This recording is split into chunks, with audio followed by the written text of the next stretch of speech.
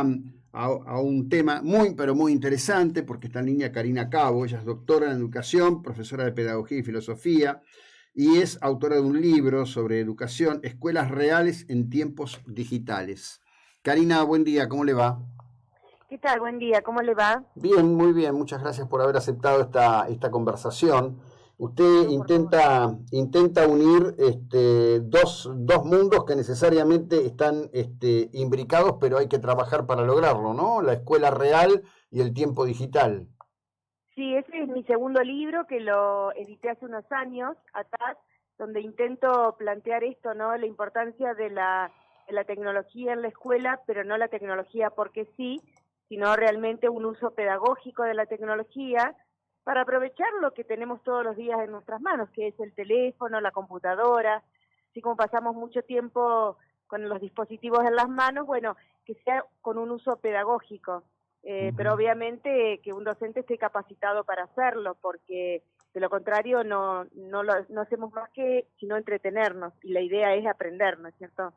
Sí, bueno, a ver, lo complejo es eso, inclusive hay muchas experiencias buscando que desde la idea de entretener se pueda aprender, ¿no?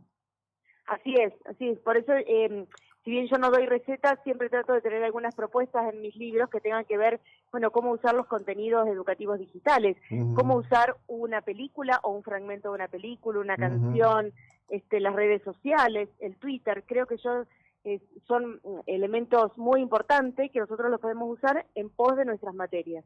Sobre todo pensando que la enseñanza ya no es como la creíamos hasta hace un tiempo, un docente en el frente, los alumnos sentados mirando la nuca del compañero, sino todo lo contrario, trabajando docentes y alumnos en un plano más horizontal, donde el docente también aprende de los estudiantes. Si bien tiene más información, más formación, pero bueno, el estudiante puede ir aprendiendo guiado por un docente. Bueno, a ver, quizás podamos tomar un ejemplo muy concreto de hoy, de lo que usted está planteando, ¿no? El caso de la película 1985. La película abre un universo desde un lugar que es el cine, el entretenimiento, a conocimiento y puesta en debate de algo que a la mayor parte de las últimas generaciones se le ha escapado, que es el tema del juicio a las juntas, y después abre otros debates por si se ajusta, no se ajusta, qué otros aspectos históricos hay o no hay. En este sentido hay que decir que cines de otros países, el norteamericano en particular, han hecho por un marco de incorporación a la cultura de la historia mucho más que lo que podemos decir nosotros, ¿no? Sí, sin lugar a dudas. Además, un docente tiene una mirada particular, una mirada sesgada, porque también va a narrar en la clase en función de su propia formación. En cambio, si nosotros buscamos distintas fuentes, creo que puede ser interesante en la clase. Por eso creo a veces que una película, un fragmento, a veces no necesitamos estar 1 hora y media frente a una pantalla, pero un fragmento de una película nos puede empezar a ayudar a conceptualizar un tema, ¿no? Obviamente no en todas las materias, historia se presta mucho más que Claro. química, pero claramente los docentes elegiremos las estrategias según la materia también que estemos trabajando, o según los alumnos, según los barrios. Por eso yo en mi último libro hablo de escuelas ondulantes. A mí no me gusta hablar de escuelas híbridas, porque lo híbrido es o lo presencial o lo virtual, al menos eso es lo Mm, que vivimos en la última etapa. claro. Y híbrido es una palabra que proviene de, o es el maíz híbrido, o es el auto híbrido, es como la mezcla de dos especies. En cambio, prefiero llamarle ondulante, como las olas del mar, ¿no? Que Ujú. cambian según según el clima, según la longitud de onda, según la dirección. Y bueno, esas ondas son nuestros estudiantes, es nuestra escuela, somos nosotros mismos. Entonces la escuela debe ondular en si tenemos internet, bueno, usar la tecnología, tenemos libros, usar los libros, tenemos un docente que conoce mucho, bueno, aprovechar que nos cuente y que narre una determinada experiencia. Debe ondular entre lo mejor que nosotros podamos elegir para los alumnos de esa Claro, escuela. claro. Y digamos, ¿cómo baja esto a la práctica de carácter concreto en una escuela? ¿Esto qué requiere? ¿Requiere de comenzar a incorporar estos debates en la formación de los docentes? ¿Esto requiere de una actitud, por ejemplo, de los directores de escuela para interesarse? Sí, claramente lo que usted está diciendo. Primero y principal, una formación docente inicial, esa que hacemos en un primer profesorado, y a su vez una capacitación docente en servicio, porque quienes estamos dando clases hoy nos formamos hace 10 años atrás o 20 años atrás o más. Entonces tenemos otro tipo de formación. Entonces claramente hay que estar formado, capacitado y a su vez una gestión directiva que sea abierta, que permite que un docente pueda mover a sus alumnos y no tenerlos unos detrás del otro, que permita trabajo a través de proyectos. Un proyecto es una investigación que puede hacer un grupo de alumnos desde distintas materias.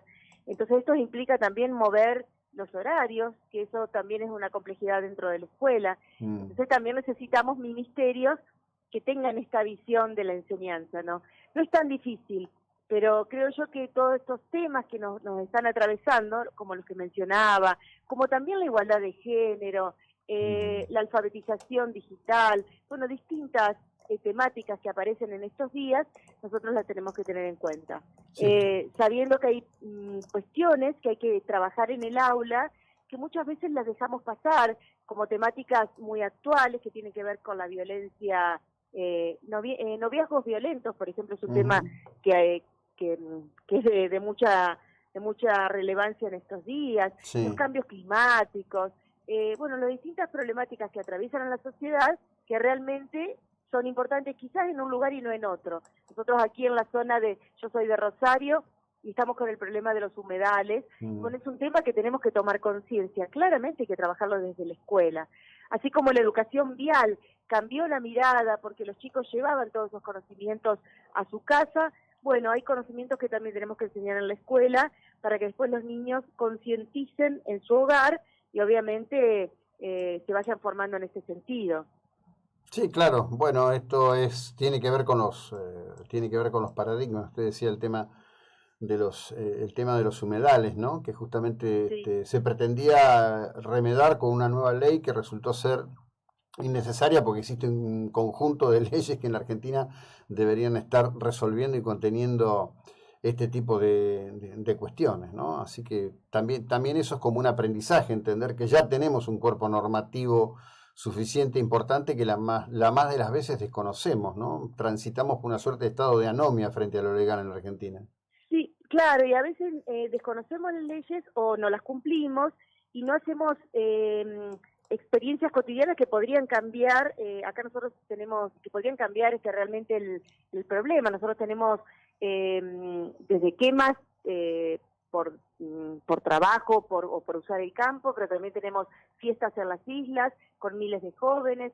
Entonces la idea es ir tomando conciencia. Creo que la escuela es el gran lugar que tiene el Estado para que el niño, para que el joven tome conciencia de todas las problemáticas sociales y que eso también se trabaje en el aula, como también se tiene que trabajar la matemática, la química, la geografía o la educación física, pero tomando conciencia de los problemas que rodean, ¿no? Y creo yo fuertemente que hay que cambiar la escuela secundaria. La escuela secundaria es una etapa donde los jóvenes están y las materias son muy fragmentadas, muy atomizadas, y entonces no le ven sentido a los chicos, y muchas veces en algunos barrios prefieren quedarse en la esquina antes de entrar al aula, ¿no? Entonces ahí es donde tenemos que ayudarlos para que prefieran la escuela, para que la escuela tenga experiencias significativas, para que la escuela los prepare para la universidad o para el mundo del trabajo, pero que le dé una experiencia importante en el día a día para que mejoren su vida cotidiana.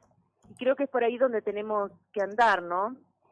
Bueno, eso es lo que trato de plantear en mi nuevo libro, ¿no? De pensar la escuela post-pandemia. En la pandemia nos dimos cuenta que la escuela que teníamos ya no funcionaba. Entonces, bueno, ¿cómo modificar la escuela secundaria hoy para que sea significativa realmente?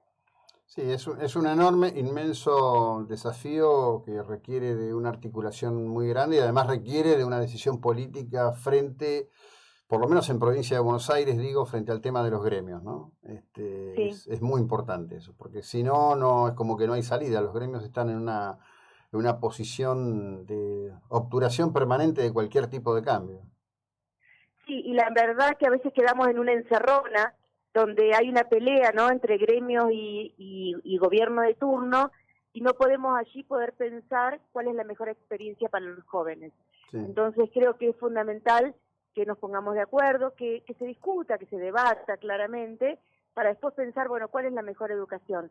Sobre todo porque tenemos que formar personas que sabemos que van a trabajar en un mundo que hoy desconocemos.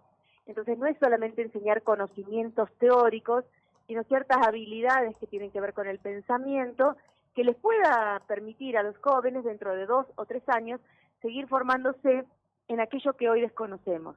Y la escuela muchas veces, no digo siempre, porque hay experiencias que son muy buenas, muchas veces no prepara para el mundo del trabajo, no prepara para la vida cotidiana, y es ahí donde tenemos que prestar atención.